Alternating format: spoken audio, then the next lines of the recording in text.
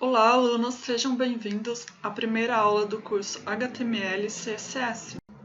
Essa é a estrutura básica do código HTML da página do site. Para isso, abrimos a tag HTML com sinal de maior, HTML sinal de menor, e fechamos a tag com sinal de maior barra HTML sinal de menor. Dentro do HTML temos o head e o body. Dentro do head temos configurações que não aparecem imprintados dentro do conteúdo da página.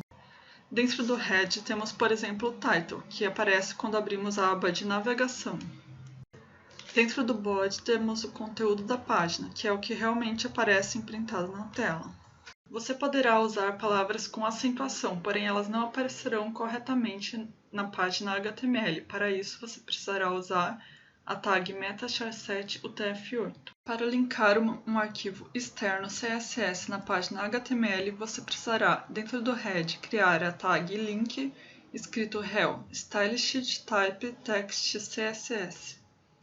href igual estilo.css, que é o nome do arquivo CSS.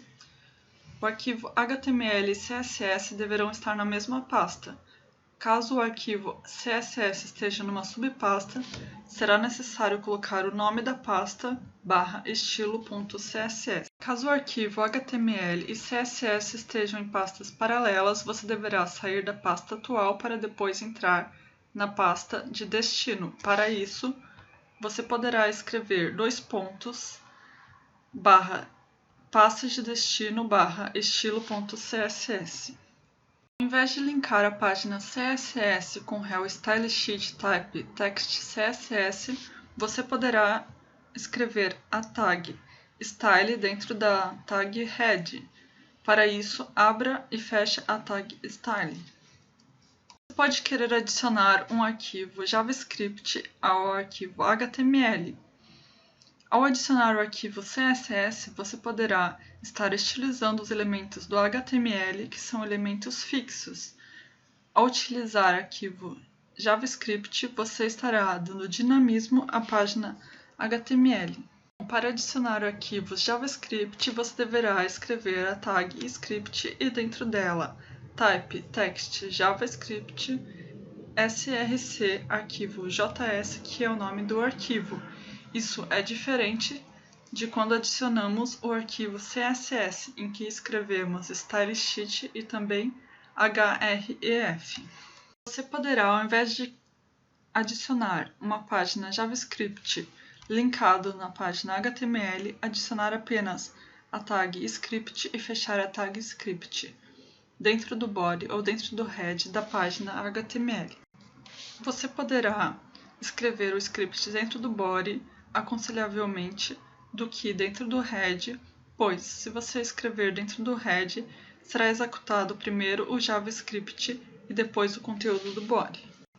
Dessa forma, alguns elementos dentro do JavaScript que fazem referência a elementos do body podem não conseguir ser lidos. Para escrever o título, nós usamos a tag H1, H2, H3, H4, H5 ou H6.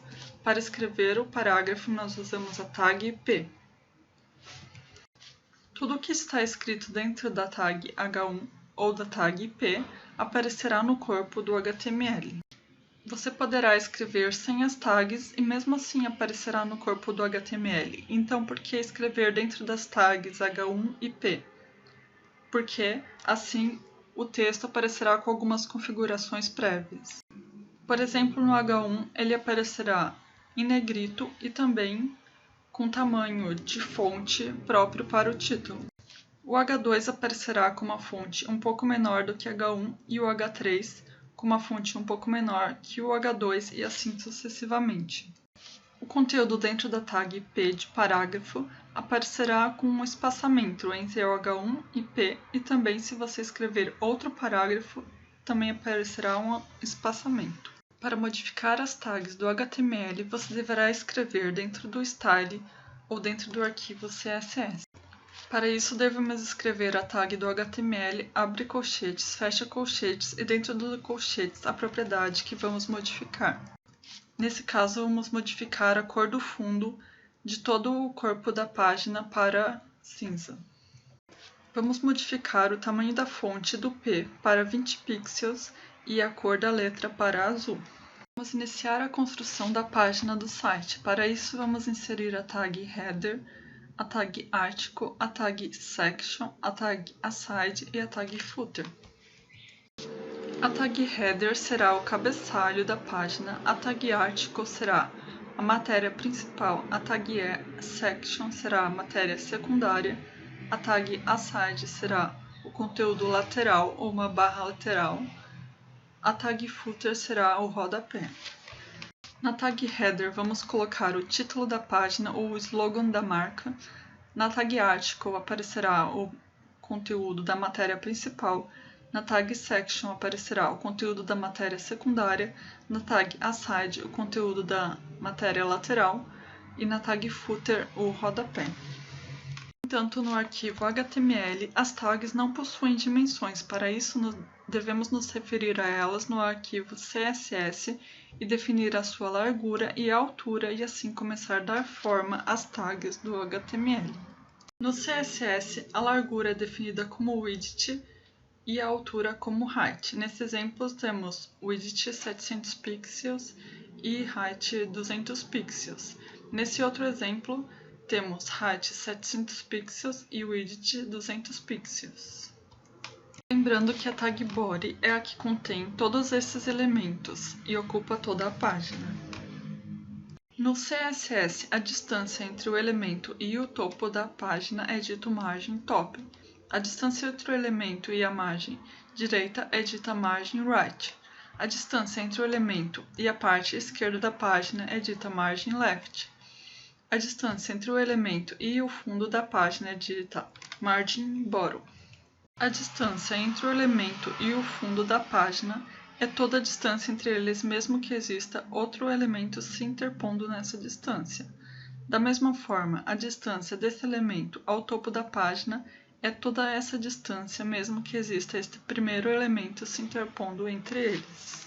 Quando temos um elemento dentro de outro elemento, por exemplo, um parágrafo dentro da tag Header, dizemos que a distância entre esses elementos é um padding e não um margin. Para utilizarmos como definição nesse exemplo, utilizaremos 4 posições. A posição entre o parágrafo e a parte direita do header será 0, 0.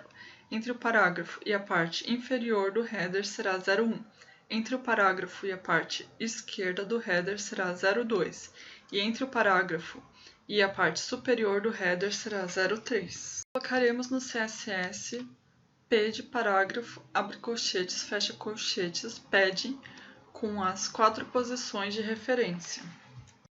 Como nesse exemplo as 4 posições são de 10 pixels, vamos colocar padding 10 pixels, 10 pixels, 10 pixels e 10 pixels. Como o valor da posição é o mesmo e se repete, podemos nos referir apenas como 10 pixels e 10 pixels. Assim, o programa irá entender que esses primeiros 10 pixels se referem a 2 posições, a direita e a inferior, e esse segundo 10 pixels se refere à posição esquerda e superior.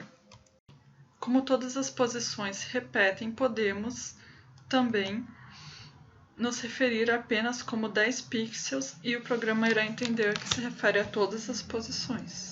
Como podemos nos referir a um parágrafo ou outro elemento que já está no canto superior esquerdo ou no canto inferior direito? No primeiro exemplo, nos referiremos dentro do padding apenas à distância direita em relação ao elemento e a distância inferior. As outras distâncias serão 0 pixels. No segundo exemplo, nos referiremos dentro do padding às primeiras 2 distâncias 0 pixels e a terceira distância 5 pixels e a quarta distância superior de 50 pixels. Com esses conhecimentos aprendidos do CSS, poderemos começar a dar forma às nossas tags do HTML. Definiremos uma largura e uma altura para o header, que será um pouco maior do que a largura somada do article e do aside, tendo esses 2 espaços laterais sem nenhum elemento. Já o footer será a largura da section mais aside, e o aside terá a altura do article mais o section. Dessa forma, vamos colocar dentro do CSS o header e colocaremos uma largura de 100%, que é o total da página, uma altura de 70 pixels. Mesmo assim, não conseguiremos visualizar as dimensões do header, pois precisaremos definir um background ou uma cor. Dessa forma, vou colocar uma border de 1 pixel solid red.